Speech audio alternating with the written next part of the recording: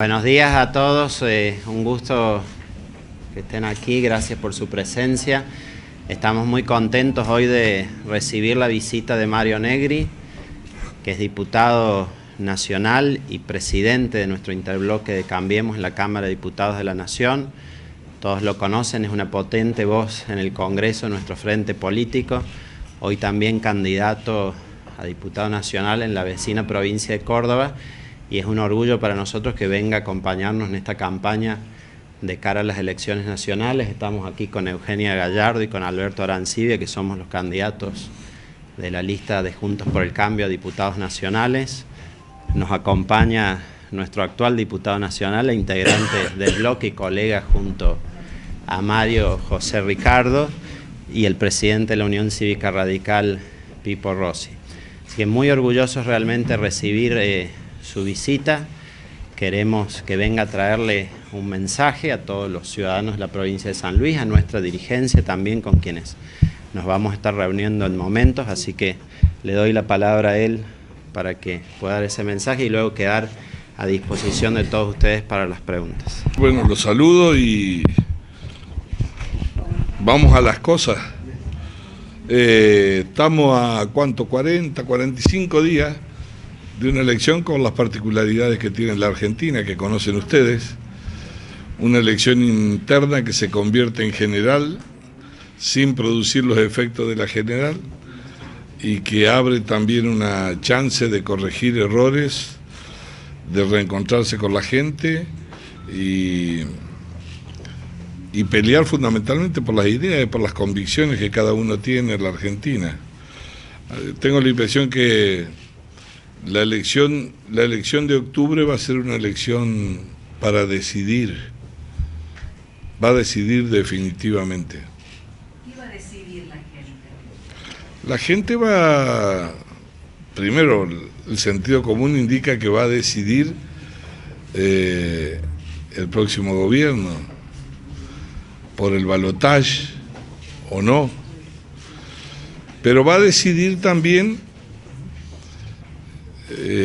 no solamente sobre los problemas y los vaivenes de la economía que golpean en algunos sectores de la sociedad, recurrentes en la Argentina en otros momentos. Este país tuvo elecciones que se ganaron con el 18% de desocupación en un momento de crisis. Pero también tiene que decidir sobre qué sociedad, qué república queremos nosotros. La expresidenta y vicepresidenta candidata coequiper hoy de Alberto Fernández, Cristina, ha dicho que hay que hablar de un nuevo orden. No puedo entender todavía qué es un nuevo orden. Quizás si se explaya más podamos comprenderlo. Para nosotros en la democracia un nuevo orden es la república. Es decir, lo que vinimos a recuperar del desorden en que había quedado la Argentina, sin división de poderes, con falta de independencia en la justicia, con concentración de poder, con federalismo invertido, con gobernadores siendo hijos o entrenados del poder central, con discrecionalidad en el manejo de los recursos, con mayorías absolutas en ambas cámaras. Nunca tuvo tanto poder un gobierno como tuvo el kirchnerismo durante esos 12 años, ni Perón tuvo eso. Mayoría absoluta en ambas cámaras y facultades delegadas para disponer discrecionalmente de todos los recursos del presupuesto nacional y además un viento de cola que venía del mundo con precios internacionales que no volverán a repetirse en la historia y con el yuyo $600 que le permitió acumular lo que nunca imaginaron, y la salida de la crisis del 2001 que produjo una devaluación del 300% que lo puso en un grado de competitividad con superávit gemelo hasta que en el 2006 se abrió la fiesta y se cayó la Argentina. ¿Y por qué creen que Juntos por el Cambio, Cambiemos, perdió tanto en las PASO?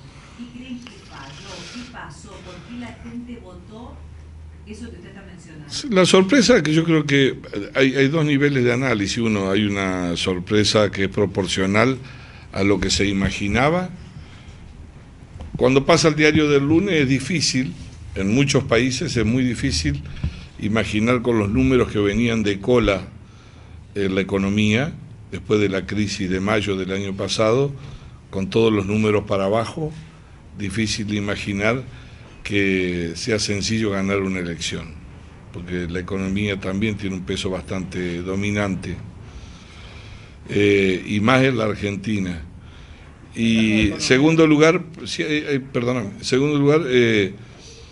los encuestadores se equivocaron todos.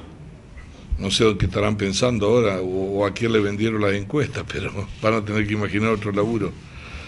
Tercero, creo que eso lo que marcó es como que el golpe fue más fuerte de lo que se imaginaba, ¿no? O que podía ser. Se hablaban de 3 puntos arriba, 4 puntos abajo, bueno, todo lo que nos fuimos contagiando todos en alguna medida. Y en realidad creo que el voto oculto, ¿vieron cómo le llaman ustedes acá? No sé, también voto vergonzante, el que no quiere decir. Uno pensaba que tenía mucho que ver con que estaba enojado con Macri. En realidad lo que ocultaba es que no se animaban a contar que le daba vergüenza votar a Cristina. Y entonces hubo otros que le tiraron una oreja al gobierno y después le tiraron 2. Entonces, creo que esos fueron muchos factores que incidieron, que fueron muy determinantes en una elección que votó el 72%, que la general normalmente vota el 80%, y que los que ganaron las PASO es como que hubieran traído el resultado final que sacaron del balotaje, lo trajeron para adelante a las PASO, ¿no?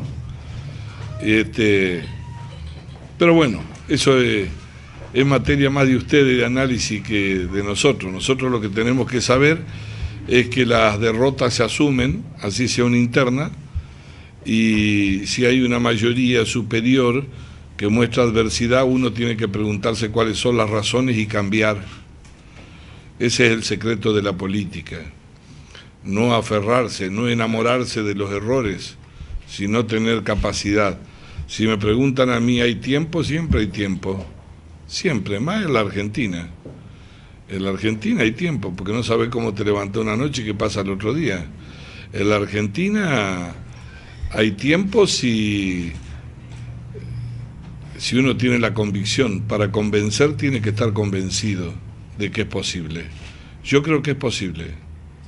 Creo que es posible porque a pesar de nuestras diferencias, aún dentro de la propia coalición, que son naturales y que cada uno tiene su identidad, lo que está en juego es un país con otras características. Yo todavía no he visto, necesitamos que rompa el silencio y que Fernández sea un candidato a presidente y no un equilibrista del frente que conformó. Porque la Argentina necesita saber cuál es el destino que quiere llevar. Usted, el gobierno de Juntos por el Cambio, puede estar de acuerdo o no, qué piensa del mundo. De ellos, lo último que recordamos es lo que pensaban del mundo en el 2015. Hasta ahora no han dicho cuál es el destino en el mundo, qué papel vamos a jugar en el medio de la guerra comercial. Entonces, hay muchos interrogantes. Yo estuve anoche en un programa donde estaba el candidato Fernández, después estuve yo, y escuché mucho lo que dijo, y la verdad es que tengo muchos interrogantes, y nosotros tenemos que actuar con mucha humildad, reconocer los errores, decir que hubo una sobreexpectativa de resolución. El gobierno creía que a la inflación la iba a domar como un potro manso, y la inflación le ha hecho goles a todo, a nosotros, al radicalismo, al peronismo, y también a Macri le ha hecho goles. Y al kirchnerismo ni hablar, lo que pasa es que cerraron el INDEC y después tenías que andar adivinando, pero la verdad que es un problema estructural. Entonces la Argentina tiene problemas de coyuntura y problemas estructurales muy de fondo, que si la política no se pone los pantalones largos y trata de resolverlo con una base mínima de acuerdo hacia adelante, seguiremos en el furgón de cola del mundo, pero viviendo de la nostalgia de lo que fuimos, no de lo que somos. Ahora, Cambiemos tiene un problema de dirigencia también, porque uno ve a los dirigentes kirchneristas defender a más no poder el proyecto, sea lo que sea y como sea, corrupción, lo que sea. y los de Cambiemos han sido y son tibios. Nosotros acá en San Le agradezco por la temperatura mía. No hay quien se quisiera comprometer o estar al lado de una foto de Macri. Creo eso, ¿le parece? Sí, así me parece tal cual, al menos en San Luis y con muchos. Yo en política voy por las convicciones. Que saque los candidatos. Normalmente cuando evito una foto de alguien que acaba de robar o se asaltó un banco, se quedó con algo del gobierno. Bueno, eso sí procuro no estar al lado para que no piense mal la gente. Pero después yo estoy por las convicciones, no por las personas del país que quiero, no solamente de la coyuntura. Posiblemente el kirchnerismo yo creo que es una etapa superior del peronismo. Es como una etapa superior del capitalismo. Porque el kirchnerismo vino al peronismo con todo lo que el trotskismo y sectores de la izquierda muy a los bordes no tenían a dónde encauzarse y ingresó ahí. De por sí ustedes ven las enormes contradicciones. Y además esta es la primera elección donde determinados valores que se jugaban en la Argentina y que muchos sectores del peronismo juraron ante el altar que no podían acompañarlos, como ser la corrupción y un montón de hechos más, adjuraron de ello en menos de un minuto. Entonces, hay varias razones. Se superaron los prejuicios morales y se juntaron. ¿En nombre de qué? De poder alcanzar el poder. ¿Para qué? Veremos si llegan, ¿no? Entonces, eso es una discusión de la política, donde cada uno hace lo que hace. Alberto Fernández sabía decir que el peronismo no tenía definido a quién representaba, que Menem fue un liberal, que Duhalde fue un conservador, que Néstor un progresista y que Cristina era patética.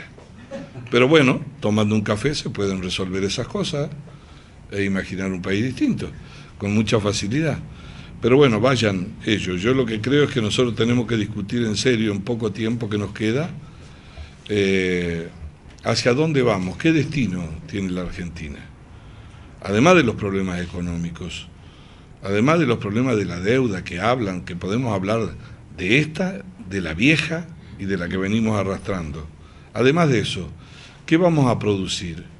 ¿Vamos a gastar más de lo que nosotros producimos? ¿Alguien nos va a seguir pagando a nosotros 20.000, 30.000 millones de dólares? Porque Alberto ha venido encantado de Portugal, pero en Portugal estuvieron 4 años sin cobrar aumento de sueldo, ni los empleados públicos, y ni los jubilados, y le sacaron el aguinaldo durante 4 años, y además hicieron la reforma laboral, le bajaron el 20% del sueldo a los jubilados. Imagínense a Macri, que si le dicen que gobierna para los ricos, hubiese amagado con el 1% de eso, estamos prendido fuego. Entonces, ¿cuál es? Necesitamos saber qué es lo que vamos a votarlo, con qué vamos a competir. Y después no hay que ser dramático. En la democracia se gana y se pierde, obviamente.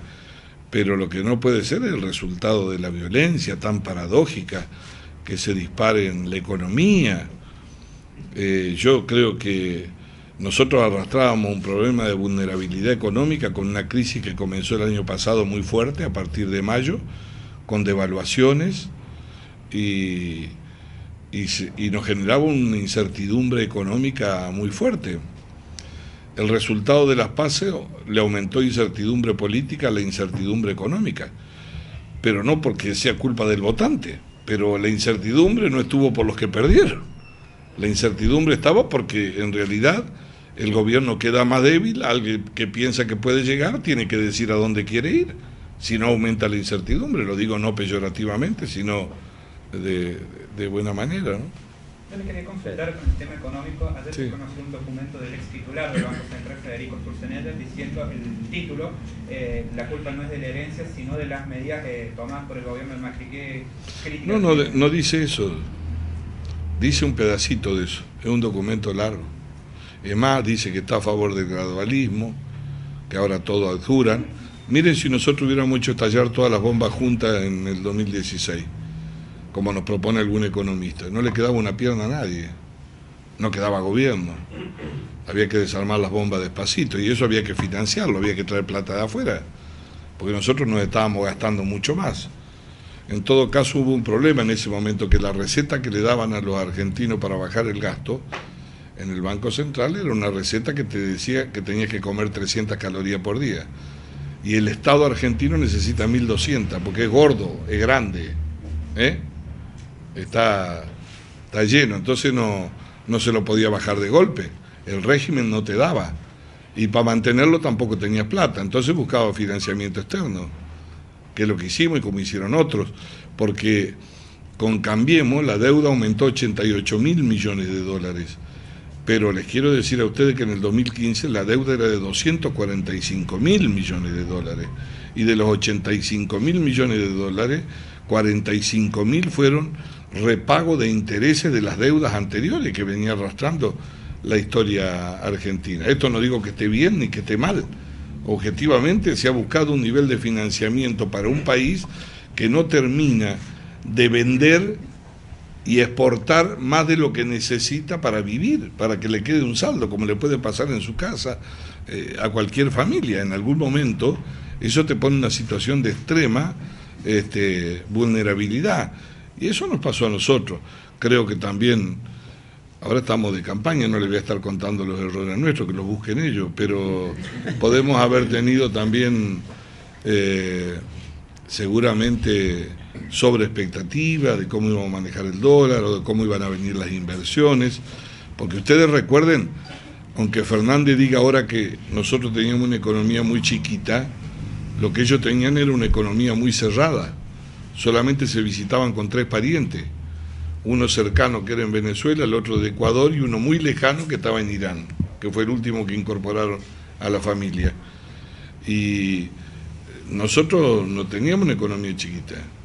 Nosotros lo que hemos hecho es abrir la economía al mundo, pero obviamente las inversiones no vienen a la velocidad que uno espera. Ahí hubo una sobreexpectativa, porque el que tiene 500 millones de dólares para invertir antes de venir a la Argentina, por más que lo vea a Macri, le crea a Macri, cuando se va dice, me parece que tiene buenas intenciones, ¿por qué no averiguar cómo están? Y cuando se da una vuelta por acá y ve la boleta de calificaciones, tenemos más colorado que azules nosotros. Entonces, hay un tema de la dirigencia política en general de la Argentina que no ha podido resolver problemas estructurales porque no nos hemos podido poner de acuerdo. La inflación es una inmoralidad que debe ser resuelta por toda la política, gane Macri, gane Fernández, gane el que sea, porque en una época no se la notaba porque cerraban el INDEC, y ahora se ve a todas luces, y eso no habla bien de nosotros o no. Lo que está demostrando es que somos uno de los 3 países con más inflación en el mundo, y la inflación te rompe los bolsillos, y la góndola que tiene 10 pesos a la de al lado del mismo producto vale 15, entonces se pierde toda referencia del valor. Entonces, la política argentina no se ha podido poner de acuerdo en cuáles son las causas que genera la inflación, cómo bajar el gasto improductivo y cómo tener un proyecto de desarrollo para producir y para exportar. Porque cuando a vos te dicen ponerle plata en el bolsillo, tenés que decir de dónde la vas a sacar. Si es del vecino, si vas a pedir prestado, o si es porque generaste mayores recursos y se lo vendiste al mundo. Entonces, un país que tenía producción de energía, de petróleo y de gas, y que pasó a perder su capacidad de producción, a importar por 75.000 millones de dólares, que se metió 130.000 millones de dólares, pero no hace 10 años, hace 3 años y medio terminamos así, en subsidios a las tarifas, aunque después uno pueda criticar que el gobierno a lo mejor salió muy rápido de las tarifas y le significó un ajuste muy grande para mucha gente, pero 130.000 millones de dólares, ¿para qué? Para que la capital federal vos cocines con 100 pesos en una cocina eléctrica, pero no en un barrio pobre, en barrio norte. Entonces, trastocado el país, sin reservas. Obviamente el gobierno ha cometido errores, pero también ha cometido mucho acierto. Una república es la economía, es cierto, es muy determinante, pero es otras cosas. es la lucha contra el narcotráfico, es la lucha contra las mafias. La república también es que podamos tener una ley de extinción de dominio que nunca la quisieron votar para recuperar lo que se robaron. Se robaron 2 PBI de la Argentina. Acá hay una ley de arrepentido porque la votamos nosotros, la ley del arrepentido. Y después decían que el problema de los cuadernos era la fotocopia, hasta que hubo 30 empresarios que se confesaron arrepentidos y hoy están yendo a juicio. Y te dicen que hay presos políticos en la Argentina. Entonces, a la medida en que nosotros no tengamos un acto de sinceridad, de retrospectivo, de autocrítica, sobre lo que no debamos volver, es difícil que el país encuentre un destino. No digo un rumbo, uno va por un rumbo. A veces tiene dificultades, va hacia un lado, el otro, tambalea. Imagínense que una sola cosecha perdimos 10.000 millones de dólares. Un país que en 3 años tuvo una cosecha que se perdió por inundación y la otra que se perdió por sequía. Y que es de lo poco de donde nos ingresa divisa, porque durante los últimos 30 años, salvo ahora que hubo una política energética que nos permitió recuperar el autoabastecimiento petrolero y que según el diario La Nación, hace 15 meses empieza a exportar petróleo, ¿no?, por primera vez, y que no hemos desarrollado la minería como debe ser, y los recursos naturales no le hemos metido valor agregado al campo, y a los innovadores no le hemos dado mucho espacio. ¿Con qué vamos a ir al mundo a competir? Si la genética y el desarrollo de la tecnología nos han igualado en las cosas donde nosotros teníamos ventaja comparativa. La manzana de Río Negro, que era la única que había en el mundo de esa naturaleza, de esa calidad, hoy en 8 países se hace, por la genética, por el conocimiento, por el desarrollo de la tecnología. Entonces, o la Argentina, gane Macri, gane Fernández, gane el pasado, lo que quieran, si realmente no mira hacia adelante un diseño, aún con diferencia, de los trazos gruesos, a dónde ubicamos la Argentina, vamos a estar mal, porque ahí sí tenemos 2 visiones distintas. Si Bachelet dice que en Venezuela, en 17 meses, hubo homicidios que no se han podido esclarecer más veces que en 17 años de Pinochet, y un candidato a presidente dice que son problemas institucionales, bueno, tenemos una diferencia grande. Y nosotros necesitamos reafirmar independencia de la justicia. No se puede hablar con liviandad. Usted habla con cualquiera, nadie lo dice. Y bueno, depende de quién gane, veremos qué hace la justicia. Como si fuera natural. No. En una república eso es división de poder. En una república gana un gobierno, se va el otro, y si le tienen que meter preso al que estaba antes, lo meten. Pero si lo tienen que meter preso al que está, también lo meten preso. O lo juzgan. Entonces la Argentina tiene que decidir por generaciones enteras qué tipo de sociedad va a tener. Eso también hay que votar. ¿Usted piensa que se va a dar vuelta el resultado de las PASO? Bueno, la batalla que no se da es la única que se pierde. Depende mucho de nuestras convicciones. El gobierno no se mostró tosudo. El gobierno aplicó ahora políticas heterodoxas en el contexto de la incertidumbre económica y a su vez tiene 3 responsabilidades. Fíjense que no es sencillo. Gobernabilidad, que yo soy de los que piensa que la mayor parte del gobierno, pero la responsabilidad también de los que quieren venir, es de todos la gobernabilidad, porque está la sociedad al medio. En segundo lugar, competir, porque se vota. Se vota el 27 de octubre. Y además de eso, quizás en primer lugar, salir de la incertidumbre económica que se profundizó después de las PASO, y para eso no hay que aumentar la incertidumbre política. Es decir, que nosotros tenemos que ser buenos alumnos, según los opositores estar casi en silencio, ellos retarnos y recomendarnos que mejor lo que hacían antes. Entonces, encontrar ese equilibrio muchas veces lleva en estos días en que uno tenga que morderse un poco la lengua. Hay que taparse un poco la boca y priorizar, porque en el medio está la gente. Acá el orden de prioridades es que se estabilice la economía, que no haya corridas bancarias, ¿no?, que el dólar no se dispare, porque como nosotros no tenemos moneda, eso saben, se darán cuenta, usted está para comprar hierba, nada más, el peso, un sistema casi bimonetario, cuando la gente se asusta y con razón se esconde la otra. Entonces, estamos frente a un problema y yo creo que sí, que se puede dar vuelta, no solo por las medidas, es un camino difícil, pero los monjes tibetanos suben descalzos y llegan, y además viven como 100 años. Entonces lo que hay que tener es convicción y decisión, y los primeros que tienen que tener convicción son los que tienen mayor responsabilidad, y la sociedad tiene que hacerse cargo de lo que hace. Mario, ¿cuál es su análisis respecto a los candidatos que tiene la provincia para diputado, tanto a Alejandro y a Eugenio? Estaba esperando que alguien me pregunte porque no puedo arrancar, yo quedo sino como alabándolo. No. ¿Cuál es su análisis? Bueno, hoy a mí me está acompañando en el bloque José Luis Ricardo, es un excelente diputado, así que San Luis nos va a sumar otro excelente diputado y joven. Él está muy ocupado en los temas de educación, ustedes conocen su vida dedicada a eso, y a nosotros nos ha significado un aporte por demás significativo. Y Alejandro, y en esta fórmula viene con el empuje de todo. Yo creo que siempre estudié el fenómeno de San Luis. Ahora creo que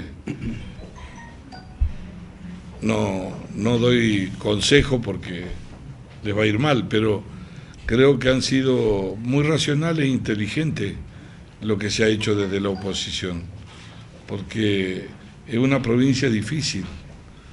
Tan difícil es que cuando me preguntan a mí cómo se da vuelta una elección, ustedes me propondrían que la demos vuelta igual que la dieron vuelta acá o de otra manera. ¿Cómo les gustaría? Porque hay manera.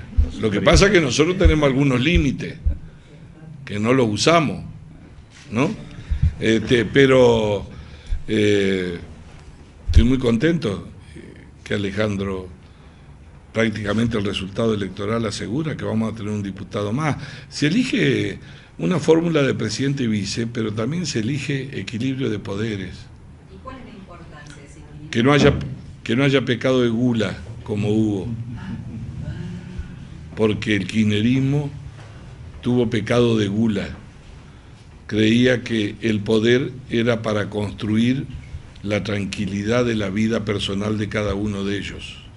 Creían que entre lo público y lo privado no había ni siquiera una vereda para cruzar.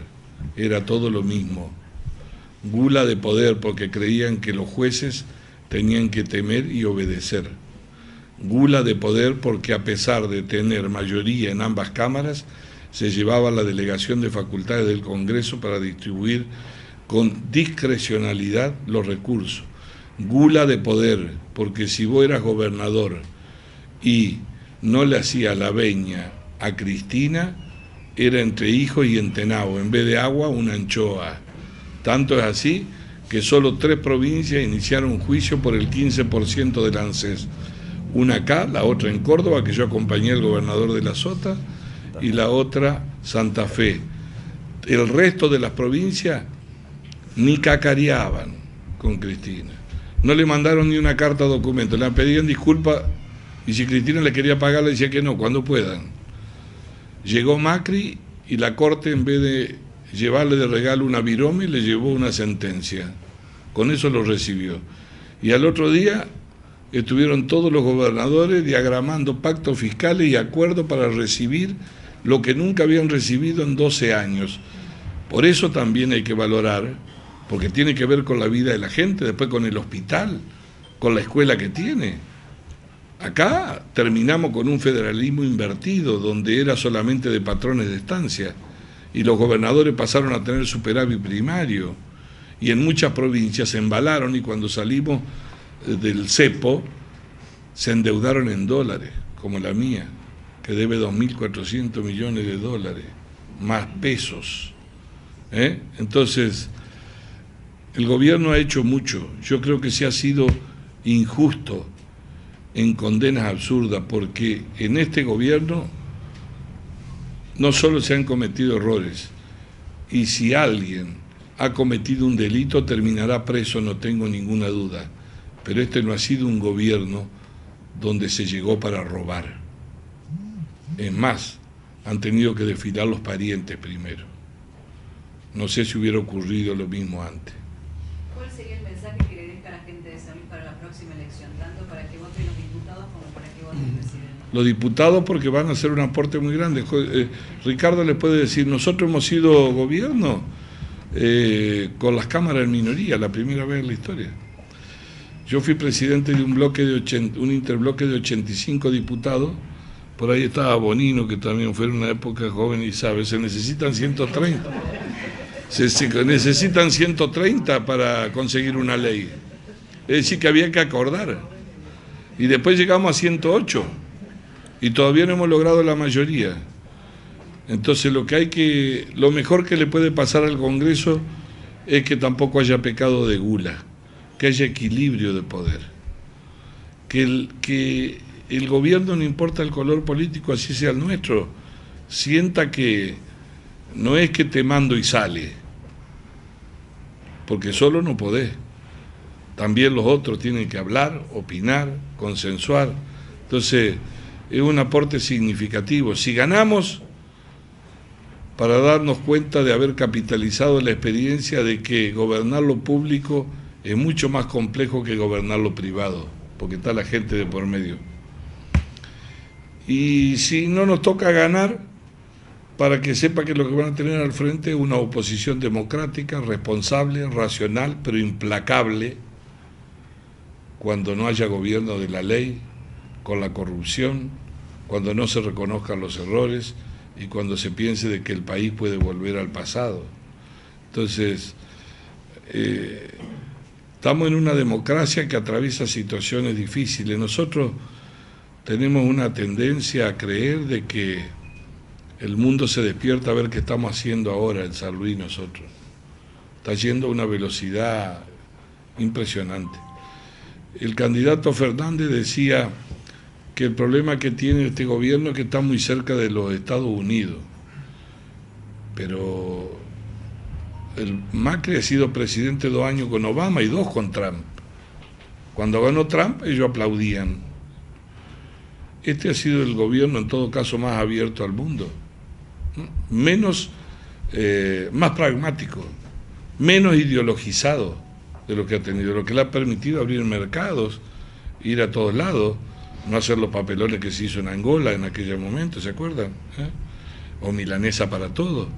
Pero la verdad es que lo que tenemos por delante es una situación muy compleja. El capitalismo está atravesando una crisis, no resiste el capitalismo con la crisis de las sociedades. ¿Qué va a venir? ¿A dónde vamos a estar nosotros? ¿Qué va a pasar con la guerra comercial entre China y Estados Unidos? Que es una guerra por la tecnología, no solamente por los granos, de eso le vendemos nosotros. ¿Qué va a pasar con China, que era una potencia, pero ahora es inevitable en el mundo? ¿Qué va a pasar con la Europa, que fue la que más pensamiento generó en el mundo y se estaba convirtiendo en un museo, y que nosotros hemos apostado durante 20 años a que el acuerdo de Mercosur con la Unión Europea en buena hora se firmó, y sin embargo el candidato del peronismo decía que era malo y que atentaba contra la industria, y el primero que lo firmó es Brasil, que es el país industrial sin el cual nosotros no podemos dormir. ¿A dónde va a ir la educación nuestra? ¿A dónde van a ir nuestros hijos, nuestros nietos? ¿A dónde va a ir el problema del mundo del trabajo? Porque eso es lo que se discute hoy. ¿A dónde va a trabajar la gente? ¿Contra qué va a competir si no se educa? El problema va a ser no de un chico contra un chico, sino de un joven o un adolescente contra un robot. A lo mejor dentro de 4, 5, 6 años se va a requerir 2 idiomas. Cuando éramos chicos te decían terminar la primaria, si querés conseguir trabajo en el almacén, terminar la secundaria, si no, nosotros no te vamos a poder ayudar, y después hacían esfuerzo tus padres cuando se podía y te mandaban a estudiar, como yo, que fuimos 6 hermanos a Córdoba. Eso era como sacar el Kini 6, 10 veces. Y esa sociedad se fue perdiendo. Pero es lo que tenemos por delante. Entonces, hay una Argentina de coyuntura y hay una Argentina profunda que debe mirar el mundo no abrazada a la nostalgia. La nostalgia paraliza. Eso que nos juntamos y decimos, ¿viste cómo era antes? ¿Viste cómo vivíamos antes? Nosotros teníamos las mejores frutas, No, en otra parte del mundo ya han hecho iguales y mejores que las nuestras, gracias al conocimiento, a la genética. Entonces, ese es el desafío de país. Y nosotros vinimos para eso en el 2015. Por eso, repito yo en todos lados que cuando zarpamos, con una gran discusión, porque los marineros nuestros, los del radicalismo, algunos querían subir, otros no, otros decían, bueno, no, vamos nosotros solos, o vamos con otros solos, pero zarpamos. Estábamos en un puerto donde nosotros nos íbamos a morir ahí. Nos íbamos a caer ahogados.